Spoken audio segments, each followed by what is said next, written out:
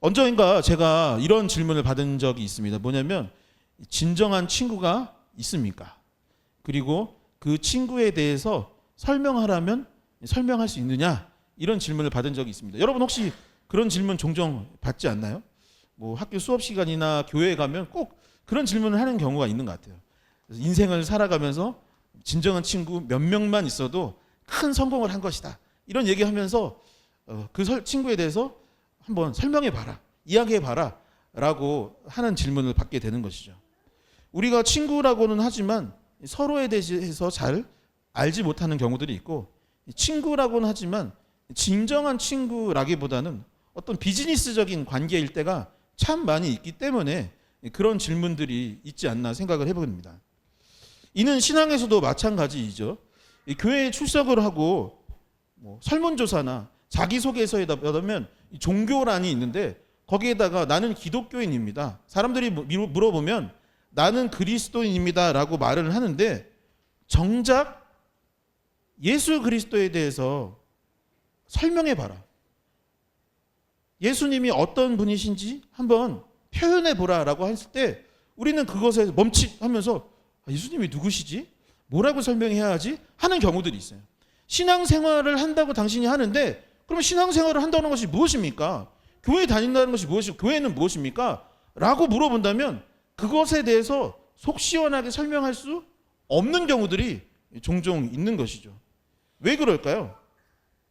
어쩌면 우리는 사실 교회에 출석하고는 있지만 예수님에 대해서는 정확히 알지 못하는 경우들이 있고, 교회 공동체라고는 하지만 교회 공동체 각 사람에 대해서도 잘 모르고 교회란 무엇인가에 대해서 정립하지 못하는 경우들이 많이 있기 때문인 것입니다. 그러니 어떻게 하겠습니까? 여러분, 저와 여러분들이 친하게 지내고 교회에서 봉사를 하고 무언가를 하는 것도 참 중요하지만 먼저 우선순위를 예수 그리스도를 아는 것, 그분에 대해서 설명할 수 있는 것, 그리고 교회 공동체에 대해서 나타낼 수 있는 저와 여러분들이 되어야 하겠습니다. 그렇기에 우리는 지난 2주 동안 나는 누구이며 예수님은 누구이신가 라는 것에 대해서 함께 나누었습니다. 성경은 우리에 대해서 누구라고 한다고 했었죠? 너희는 다 무엇과 같다? 양과 같다 라고 했습니다. 그러니까 우리의 정체성은 신앙인으로서 어떤 정체성을 갖고 있냐면 미련하고 갈 바를 알지 못하는 그런 양과 같은 존재라고 했어요. 그래서 양으로서 무엇을 해야 되냐면 목자의 음성에 귀를 기울여야 한다고 하였고, 그 목자 중 선한 목자가 계시는데 예수님은 누구시다? 바로 선한 목자가 되어주신다라는 거예요. 다시 정리. 나는 누구다? 그래, 나는 양이다. 예수님은 누구다? 선한 목자이다. 이거를 알고 넘어가야 한다라는 것이죠. 성도 여러분, 오늘도 교회에 모여서 함께 예배를 드리고 교제할 수 있어서 참 감사한 시간인 것 같습니다. 이게 추석 명절에 저는 참 미안한 얘기지만 많이 안 올 것 같아서 저 의자를 하나 치웠어요. 책상을 하나 치웠는데 그럼에도 불구하고 이렇게 처음 오신 분도 있고 이렇게 안 나오다 오신 분도 있고 하는데, 우리가 이렇게 함께 모여서 교제하고 즐겁게 담소도 나누고 하는 것이 참 감사한 일인 것 같습니다. 이렇게 모일 수 있는 것만으로도 참 행복하고 감사한 일이죠. 하지만 본질적으로 생각을 한다면 교회에 와서 나는 무엇을 깨달아야 했느냐? 나는 누구이고 예수님은 누구이신가? 그것을 먼저 우선순위로 삼아야 할 줄 믿습니다. 우리는 방금 전 말한 것 같이 지난주 말씀을 통해서 예수님께서 유대인들을 향해서 나는 선한 목자다라고 선포했던 장면을 지난주에 나눴어요. 그리고 세상에는 누가 있다라고 했냐면 도둑이나 사꾼이 있다라는 이야기도 함께 나눴습니다. 그래서 도둑질하고 훔쳐가고 사꾼은 돈만 알아서 우리를 이용해서 자신의 더러운 이득을 취하려는 사람들이 종종 있다라는 이야기를 이야기했죠. 그리고 선한 목자이신 예수님은 어떤 분이시냐? 양들을 위하여 목숨을 버린다라는 이야기를 했습니다. 그리고 이 말씀을 들은 사람들의 반응은 어땠을까요? 그 반응에 대해서 요한복음 10장 나머지 본문이 이야기하고 있는데 22절에서 42절을 보게 되면 이 유대인들이 예수님이 나는 선한 목자고 너희는 양이야, 나는 양들을 위하여서 목숨을 버려, 하지만 도둑과 사꾼은 그렇지 않아 라는 말씀을 선포하였을 때 사람들은 어떻게 반응했을까? 31절과 39절이 그 대표적인 본문인데 제가 한번 31절을 읽어보도록 하겠습니다. 유대인들이 다시 돌을 들어 치려 하거늘. 그리고 39절에 이르기를 그들이 다시 예수님을 잡고자 하였으나 그 손에서 벗어나 나가시니라 라고 되어 있습니다. 유대인들이, 많은 무리들이 무엇을 하려고 했냐면 예수님이 선한 목자라고 하니까 그의 이야기를 듣고 감사합니다, 우리를 선한 길로 이끄시는 분이 바로 당신이군요, 이렇게 반응한 것이 아니라 돌을 들어서 치려고 했다는 거예요. 결국 이게 무슨 말일까요? 돌을 사람들이, 군중이 모여서 예수님께 다 던진다면 예수님은 어떻게 되는 거죠? 이 말은 결국에 예수님을 잡아서 죽이고자 했다라는 의미라고 볼 수 있는 것이죠. 특히 누가 그런 일들을 하려고 했냐면 바리새인과 서기관과 같은 지도자들이 더욱 그랬습니다. 왜 유대인들이 예수님을 죽이고자 했을까요? 왜? 그 이야기를 듣고 왜 예수님을 죽이자? 그 이유는 바로 자기 자신들이 도둑이기 때문이죠. 바로 자기 자신들이 사꾼이기 때문입니다. 겉으로는 거룩한 척, 뭔가 하나님의 일을 하는 척 하였지만 유대인들의 마음속에는 사실 무엇이 있었다? 욕심이 있고 탐심이 있고 미움이 있고 시기가 있고 질투가 있는 상태 가운데 있었기 때문에 예수님의 말씀이 내 귀에 들려서 부딪히니까 어떤 마음이, 양심의 찔림도 있는 동시에 지금 나를 저격하는구나 라는 분노가 가득해서 예수님을 공격하기 시작했던 것이죠. 그래서 예수님은 결국에 어떻게 했냐면 결국 그 자리를 벗어나 요단강 건너편으로 건너가셨다라고 되어 있습니다. 오늘 말씀이 바로 요단강에서 사람들이 치려고 하니까 그 건너편으로 간 이후의 내용이 오늘 본문의 내용이라고 할 수 있는 것이죠. 예수님에게 돌을 던지려 하는 사람들, 죽이고자 하는 사람들, 잡고자 하였던 사람들을 피해서 예수님께서 피신한 이후에 펼쳐지는 내용이 바로 요한복음 11장의 말씀인데, 이 말씀을 통하여서 예수님께서 우리에게 원하시는 것은 무엇이고 예수님은 또한 누구신지를 다시 한번 점검하는 시간이 될 수 있었으면 좋겠습니다. 요한복음 11장은 첫 번째 무엇을 우리에게 가르쳐주고 있냐면 예수님이 참된 선한 목자이다. 그러니까 10장에서 나는 선한 목자야 라고 말한 것이 그냥 말로만 끝난 것이 아니라 정말로 그런 삶을 사셨던 참된 선한 목자임을 우리에게 나타내주고 있는 것입니다. 함께 고백해 볼까요? 예수님은 참된 선한 목자이십니다. 어떤 선한 목자라고요? 참된 선한 목자, 진짜 선한 목자, 말로만 한 것이 아니라 진짜 삶으로 그 생을 살아내신 분이다 라고 말하고 있는 것이죠. 이번 주 금요 기도회 말고 저번 주 금요 기도회 때 있었던 일인데, 제가 이제 신고 다니는 구두가 있는 거예요. 이 얘기 해도 되나요? 지금 저희 가족들은 창피하기 시작하겠는데, 제가 구두를 신고 다니는데 이제 집에서 그 일이 터졌으면 그 구두를 안 신었을 거예요. 근데 교회를 오는 길에 갑자기 제가 한 발짝을 걸었는데 두 발자국 소리가 나기 시작하는 거예요. 그러니까 타닥 하는 거죠. 왜 이러지 하고 딱 발을 봤는데 이 밑창이 떨어져가지고 이게 너덜너덜한 거예요. 그러니까 뭐랄까요, 이렇게 걸으면 발소리 나고 또 한 번 더 소리 나고 발소리 나고 한 번 더 나면서, 그래서 제가 아내한테 가면서 여보 내가 탭댄스를 하면서 가야겠다고 막 하고서 왔는데, 또 저의 진정한 친구이자 동역자인 김연일 목사님이 저를 보더니 덕우야 너무 그렇게 하는 것도 덕이 안 돼. 교회 올 땐 그렇게 하지 마. 그래서 제가 교회 올 때는 안 그랬는데 오는 길에 그렇게 됐어. 일부러 그런 건 아니야 라고 했었습니다. 근데 제가 가만히 이 구두를 내가 몇 년이나 신었나 라고 생각을 해보니까 몇 년 정도 신었을까요? 몇 년 정도 되면 구두 밑창이 위아래로 떨어질까? 말하지 마요. 제가 대충 계산했는데 최소 한 15년 정도 신은 것 같아요. 그 구두를. 한 15년 정도 신은 것 같아요. 제가 주한장로교회 다닐 때, 청년일 때 샀나? 아니면 전도사 때 샀나? 뭐 이랬던 것 같아요. 그래서 한 15년 정도 신은 것 같다, 이런 생각이 들었습니다. 제가 지난번에, 저는 환경운동가는 아니지만 환경을 생각해서 물건을 좀 오래 쓰고 아끼는 편이다라는 이야기를 드렸는데, 사실은 그런 환경적인 부분도 있지만 저한테는 모두가 저처럼 생각할 필요는 없어요. 왜냐하면 예수님은 먹기를 탐하시기도 하고 또 즐거워하시고 이런 분이시기도 했으니까 이거 너무 한쪽으로 기울면 안 됩니다. 근데 저한테 예수님은 다른 한편으로는 어떤 면이냐면 그분은 세상의 왕이세요. 온 우주의 창조자예요. 근데 예수님은 어떻게 사셨죠?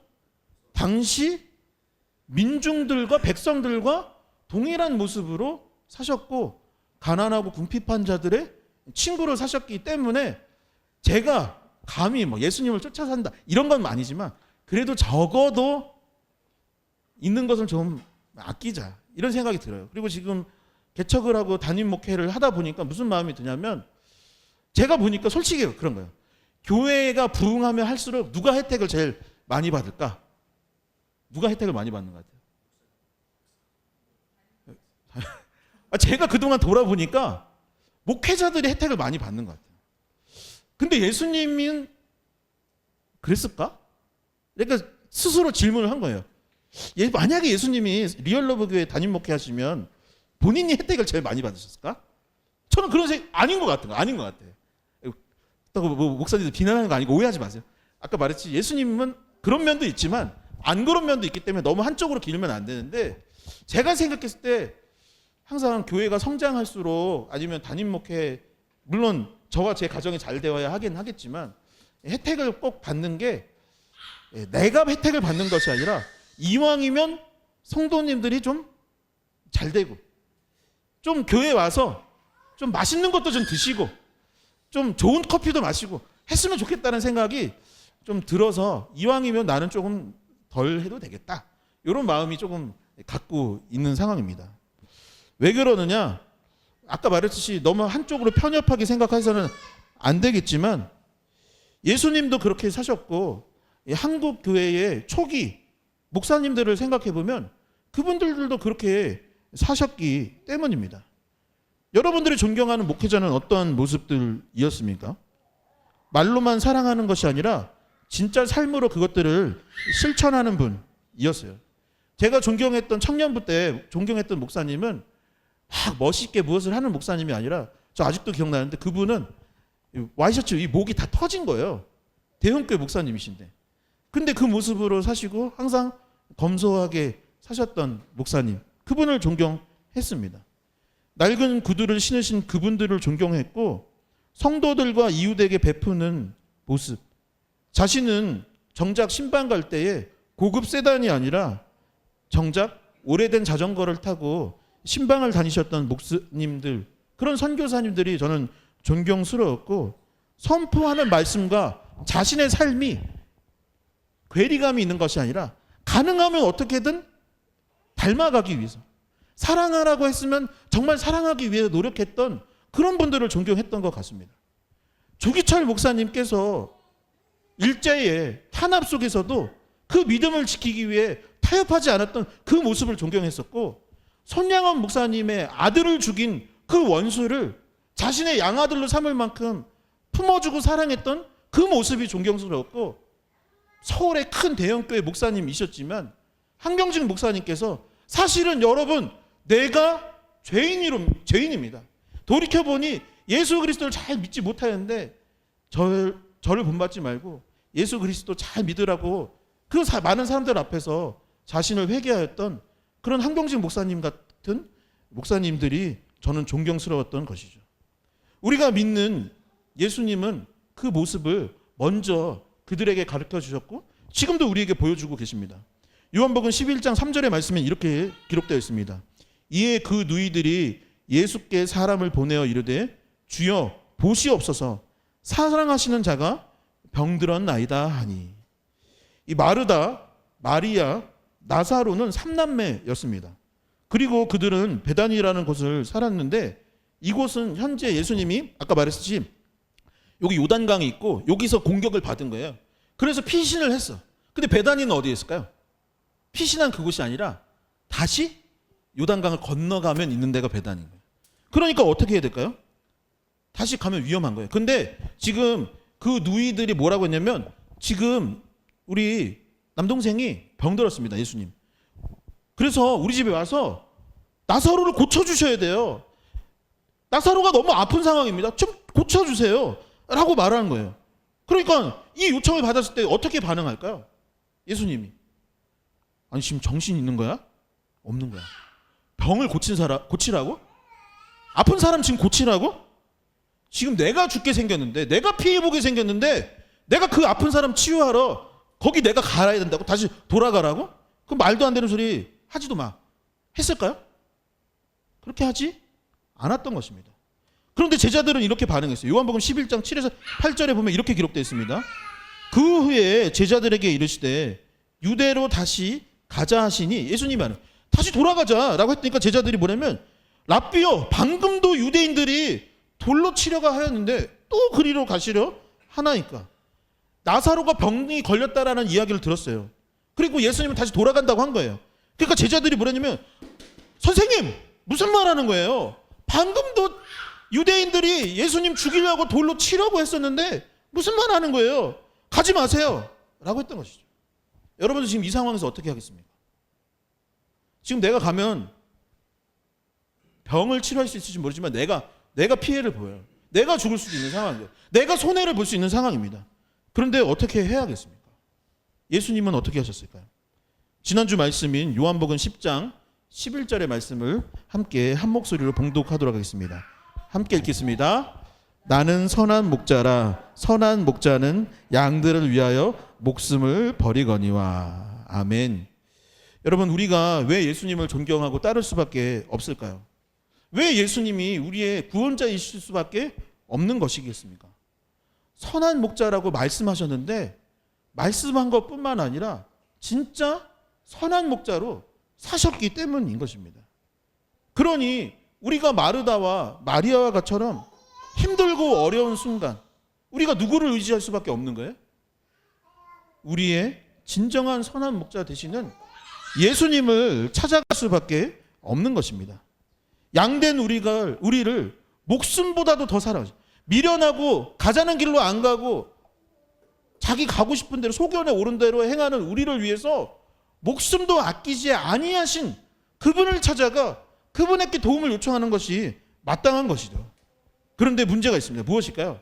야고보서에 이르기를 뭐라고 하냐면, 너희가 얻지 못하면 무엇 때문이라고요? 구하지 않기 때문이에요. 우리가 예수님이 누군지 잘 모르는 거예요. 예수님이 선한 목자인 걸 자꾸 잃어버리는 거예요. 그래서 그분에게 구하지도 않고 찾아가지도 않는다라는 것입니다. 옆에 분들에게 악수하면서 이렇게 고백해 볼까요? 예수님은 나의 선한 목자이십니다.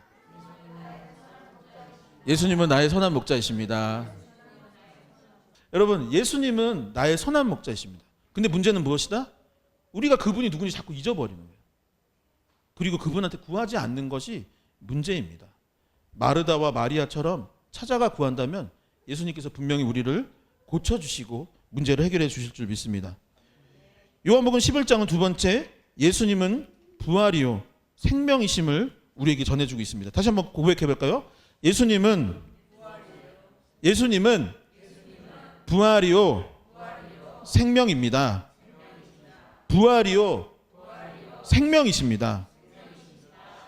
예수님은 결국 예수님을 죽이고자 했던 사람들이 있는 요단강 건너편 베다니로 가셨습니다. 사람들이 예수님을 미워하고 죽이려 한다는 것을 알매도 불구하고 선한 목자이시기 때문에 갔던 것이죠. 그런데 안타까운 소식을 접하게 됩니다.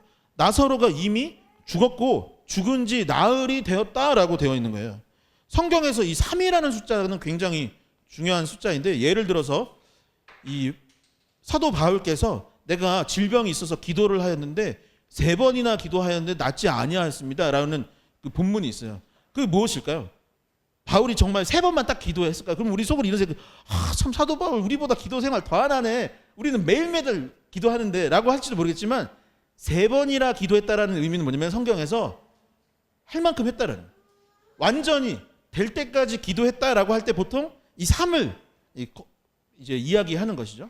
그런데 지금 보면은 나사로가 죽은 지 며칠이 지났다? 나흘이 지난 거예요. 3일 지나서 4일이 된 거예요. 이 신학자들이 이야기하기를 뭐라고 하냐면, 유대인들은 사람이 죽으면 3일 정도는 영혼이 그 육체 가운데 머문다라고 생각을 했대요. 육체 가운데 머문다고 생각을 했대요. 그리고 나서 육체에서 영혼이 떠나가게 되는데, 결론적으로 나흘이 되었다는 건 무슨 의미냐? 살아날 가능성이 없다라는 거예요. 근데 지금 예수님이 며칠 만에 도착을 했냐면 나흘 만에 도착을 했다라는 것입니다. 그러니 나사로가 죽인 지 나흘이 지난 상태이니 사람들의 반응은 어땠을까요? 어땠을까요? 요한복음 11장 32절의 말씀을 함께 같이 읽어보도록 하겠습니다. 함께 읽겠습니다. 마리아가 예수 계신 곳에 가서 배웠고 그 발에 엎드려 이르시되 주께서 여기 계셨더라면 내 오라버니가 죽지 아니하였겠나이다 하더라. 이미 나사로가 죽었고 사람들은 이제 절망에 빠지기 시작하였습니다. 만약 말하자마자 속히 와 주셨다라면, 우리가 도와달라고 구하였을 때 바로 해결이 되었을 테면 뭔가 달라졌을 텐데 지금 이게 뭐예요 예수님? 라며 원망 섞인 이야기를 했던 것이죠. 이미 그렇게 되었고 그때 만약에 그렇게 했더라면 얼마나 좋았을까라고 하면서 절망과 원망에 사로잡혔던 거예요. 여러분 어떠세요? 우리도 그럴 때 많이 있지 않나요? 무슨 문제가 생긴 거예요. 그러면 이미 그렇게 됐는데 이제 와서 그게 무슨 소용이야. 그때 그랬더라면 이렇게 안 됐을 텐데 라는 말 하나요 안 해요? 그럼 원망 섞인 얘기를 합니다. 그때 이미 나이가 먹었고 이미 지금 이렇게 됐어요. 근데 그때 그렇게 해줬으면 지금 이렇게 안 살았을 거 아니에요. 그 문제가 해결됐을 거 아니에요. 라는 마음을 갖고 살아가는데 지금 사람들의 마음은 어떠냐? 이들도 예수님께 그런 원망 섞인 마음, 절망 가운데 있었던 것입니다. 최근 큐티가 느헤미야서입니다. 당시 이스라엘 백성들은 페르시아의 포로로 살고 있어요. 바사의 포로로 살고 있었어요. 느헤미야는 포로기에 예루살렘의 성벽이 무너졌다는 소식을 들었고 그 소식을 듣고 어떻게 했을까요? 우리 고향에 성전과 성벽 막 이게 있는 거예요. 성이 있는데 그게 무너졌다는 소식을 들었어요. 그러면 느헤미야가 어떻게 했을까요? 이미 우리가 포로가 되었고 나라는 망했어요. 그때 그렇게 했으면, 그때 그렇게 하지 않았다면 잘 좋았을 텐데 라고 하면서 원망 섞인 말을 했을까요? 그렇지 않았어요. 느헤미야는 어떻게 했냐면 이미 그렇게 됐고 그때 그렇게 했으면 좋았던 건 알지만 어떻게 했냐면 아닥사스다 왕을 찾아가서 재건을 해야겠다. 하나님, 우리가 그 무너진 성벽을 재건할 수 있도록 도와주세요 라고 간구를 하였고 실제로 예루살렘으로 돌아가 그것을 재건하기 시작했습니다. 다시 말해서 뭐예요?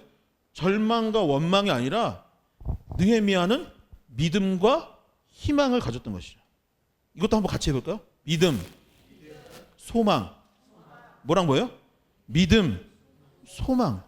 그리고 바로 우리의 믿음, 소망의 근거는 어디 있느냐? 바로 예수 그리스도께 있는 것이죠. 왜 그럴까요? 오늘 말씀이 요한복음 11장 25절에서 26절의 말씀을 한번 같이 읽어보도록 하겠습니다. 함께 읽겠습니다.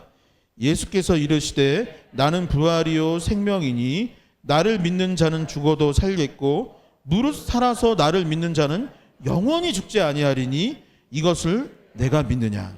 아멘.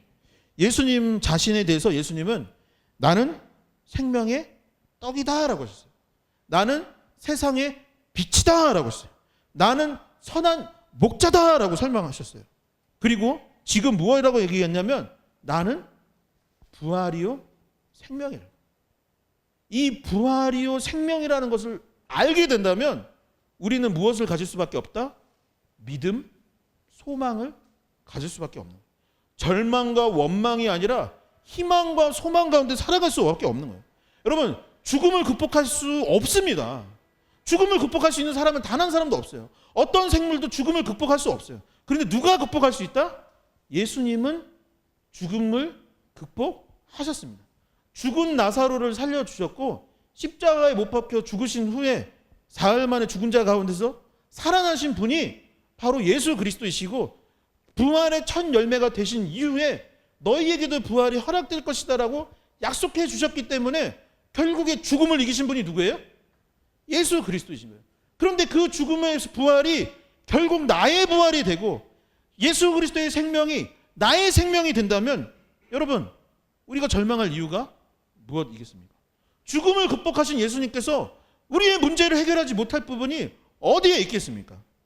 사랑하는 성도 여러분, 우리의 부활이요 생명 되심을 믿으시기 바랍니다. 예수 그리스도가 나의 부활이요 생명 되심을 믿습니다. 근데 지금 약간 안 믿는 것 같아요. 항상 걱정되는.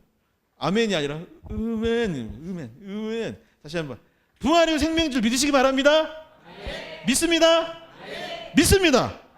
마지막 세 번째, 요한복음 11장은 우리에게 예수님의 말씀을 들어라 라고 이야기하고 있습니다. 다시 한번 서로를 권면하겠습니다. 이렇게 악수하고 포옹하면서 예수님의 말씀을 들으십시오. 예수님의 말씀을 들으십시오. 여러분, 한글로 듣다라는 단어가 있는데 한글로는 듣다가 한 가지예요. 그런데 영어 공부하신 분들은 알겠지만 영어로는 두 가지입니다. 뭐냐면 영어로는 hear 그리고 listen 있어요. hear는 뭐냐면 이 사람이 귀가 항상 열려 있잖아요. 이게 닫지 않으면 열려 있기 때문에 들려오는 소리를 그냥 듣는 것이에요. 예를 들어서 키보드 치는 소리는 내가 들으려고 들은 게 아니라 들리기 때문에 들리는 거잖아요. 아니면 길을 걸을 때 여기 소음들 있잖아요. 그거는 내가 주의 깊게 들은 것이 아니라 들리기 때문에 들리는 것. 그러니까 그런 것들은 hear이라고 해요. 그럼 listen은 뭘까요? 누가 지금 이야기를 하고 있는데 그것을 주의 깊게 들을 때 listen. 좋아하는 음악이 나오는 거예요. 그러면 그 노래를 듣는 거는 listen 이런 거예요. 수능이나 뭐 탭스, 토익 듣기 평가 할 때 뭐라고 하나요? hear carefully 이렇게 안 해요. 뭐라고 하죠? listen carefully 하면서 이제 듣기 평가 시험이 시작을 되지 않습니까? 그러니까 주의 깊게 듣는 것, 이것이 굉장히 중요한 것입니다. 오늘 말씀의 바로 앞장인 10장에서 우리는 양이고 양은 목자의 음성을 듣는다라고 했어요. 그렇다면 양의 목자의 음성을 듣는다는 것은 hear일까요? 아니면 listen일까요? listen carefully, 주의 깊게 듣는 것입니다. 목자가 지금 밥을 먹으라고 하는 건가? 그걸 잘 들어야 되는 거예요. 지금 길을 나서자라는 걸까? 양의 우리에 머무는 것이어야 되나? 아니면 바깥에 나가자는 것인가? 그것을 주의 깊게 듣고 그 음성을 따라가야 됩니다. 순종해야 하는 것입니다. 그래야 양이 편안하게 살아갈 수 있는 것이죠. 요한복음 11장 39절에서 41절을 한번 같이 읽어보도록 하겠습니다. 함께 읽겠습니다. 예수께서 이르시되 돌을 옮겨 놓으라 하시니 그 죽은 자의 누이 마르다가 이르되 주여 죽은 지가 나흘이 되었음에 벌써 냄새가 나나이다. 예수께서 이르시되 내 말이 내가 믿으면 하나님의 영광을 보리라 하지 아니하였느냐 하시니 돌을 옮겨 놓으니 예수께서 눈을 들어 우러러 보시고 이르시되 아버지여 내 말을 들으신 것을 감사하나이다. 아멘. 나사로가 죽은 지 나흘이 되었습니다. 이 마르다가 말하기를 이 냄새가 난다라고 했어요. 시체 냄새가 난다는 거겠죠. 하지만 예수님은 첫 번째 이렇게 얘기했어요. 나는 부활이요 생명이다라고 선포하셨어요. 두 번째는 뭐라 했냐면 그 무덤의 돌을 옮겨라 라고 하셨습니다. 그리고 사람들은 그 말을 listen 한 거예요. carefully. listen carefully. 들었다는 거예요. 들었어. 듣고 어떻게 했을까요? 안 돼. 그럴 리 없어. 교회 다니면서 그게 된다고? 예수님 믿어서 된다고? 죽은 자가 살아난다고? 안 돼. 될 수 없어. 이렇게 한 것이 아니에요. 주의 깊게 듣고 그래 나는 양이라고 했지. 양은 목자의 음성을 딱 듣고 따라가야 한다 했지. 그래 순종해보자. 그러니 어떻게 해요? 무덤을 열어보자. 그리고 예수님은 성부 하나님께 기도드렸습니다. 성부 하나님께서도 예수님의 기도에 귀를 기울여 들으셨고 그 기도에 응답하여 주셔서 놀라운 기적이 일어나기 시작했습니다. 무엇이라냐면 예수님께서 선포하셨어요. 이렇게 하세요. 10장 43절에 이르기를 이 말씀을 하시고 예수님이 말씀하신 거예요. 큰 소리로 나사로야 나오라 라고 선포하셨던 것입니다. 그리고 그 선포가 되니 그 말씀을 죽은 나사로가 듣고 자리를 박차고 일어나 생명을 다시 얻고 부활을 얻어내게 됐던 것입니다. 여러분 예수님이 우리에게 뭐라고 하고 계시는 겁니까? 더구야 그렇게 머물러 있지 말고 낭망해 하시고 있지 말고 그 무덤 속에 머물러 있지 말고 뭐라고요? 나오라. 일어나 나와라 라고 하는 것입니다. 너희가 지금 무엇을 하느냐? 세상 가운데 무엇을 하고 있냐? 한국교회야, 일어나 나와라. 그 무덤에 돌을 젖혀버리고 나는 부활이요 생명이니 일어나 다시 걸어라. 기도하라. 말씀에 순종하라. 내가 부활이요 생명이고 너를 이끄는 선한 목자다라고 말씀하고 계신 거죠. 근데 우리가 무엇을 하면 돼요? 듣고 순종하면 되는데 우리의 문제는 무엇이냐면 듣지도 않으려고 하고 순종하지도 않으려 한다라는 것입니다. 예수님이 어떠한 분이시고 어떻게 살아야 하는지 이 말씀에 나와 있지만 저 역시도 이 말씀대로 살지 못하고 있는 것이 문제예요. 한국교회가 어렵고 이 세상이 어둠 가운데 있는 것은 그분의 음성을 듣지도 않고 믿지도 않고 순종하지도 않기 때문인 것입니다. 사랑하는 성도 여러분, 예수님이 부활이요 생명이신 것을 믿으십니까? 믿으십니까? 믿으십니까? 믿으신다면 어떻게 해야 될까요? 그 음성을 들어야 할 줄 믿습니다. 그 말씀을 듣고 순종한다면 나사로가 일어나 걸어갔던 것과 같이 우리도 다시 일어나 걸어갈 수 있는 축복이 있을 줄 믿습니다. 믿습니다? 말씀을 정리하도록 하겠습니다. 오늘 말씀은 첫 번째, 예수님은 참된 진정한 선한 목자다라고 했습니다. 나사로를 살리기 위해서 베다니로 돌아가신 거예요. 나는 선한 목자다 말로만 한 것이 아니라 진짜 행함과 진실함으로 하셨던 분이 바로 예수 그리스도이십니다. 두 번째, 예수님은 부활이요 생명이라 하셨어요. 사람은 죽음을 극복할 수 없지만 예수님이 함께 하시면 죽음도 극복할 수 있고 모든 문제도 해결받을 수 있는 것이죠. 마지막 세 번째, 예수님의 말씀을 들어야 합니다. 만약 베다니의 사람들이 말씀을 듣지도 않고 순종하지 않았다면 기적은 일어나지 않았던 것이죠. 그러니 우리가 어떻게 해야 되겠습니까? 주님의 음성을 듣고 그 말씀을 순종해야 할 줄 믿습니다. 선한 목자, 부활이요 생명, 그리고 말씀. 뭐라고요? 선한 목자, 부활이요 생명, 말씀. 이 세 가지를 기억하며 이 추석 명절 연휴 가운데 항상 이것을 기억하고 다시 한번 나의 예수님이 누구인지 기억할 수 있었으면 좋겠습니다. 그리고 친척들을 만났는데 너 교회 다닌다고 했지? 교회가 뭐 하는 데야? 예수님 누구야? 라고 한다면 오늘 가서 가만. 예수님은 선한 목자, 부활이요 생명. 그래서 나는 말씀을 듣고 있는 겁니다. 라고 고백한다면 혹 믿지 않는 친척들도 그래? 그런 거였어? 라고 하면서 변화되게 시작할 줄 믿습니다. 선한 목자, 부활이요 생명 되시고 그분의 음성에 귀를 기울일 수 있는, 그래야 해서 죽음의 문제까지도 해결하고 승리할 수 있는 리얼러브 교회에 속한 모든 성도님들 되시기를 주님의 이름으로 간절히 축원합니다.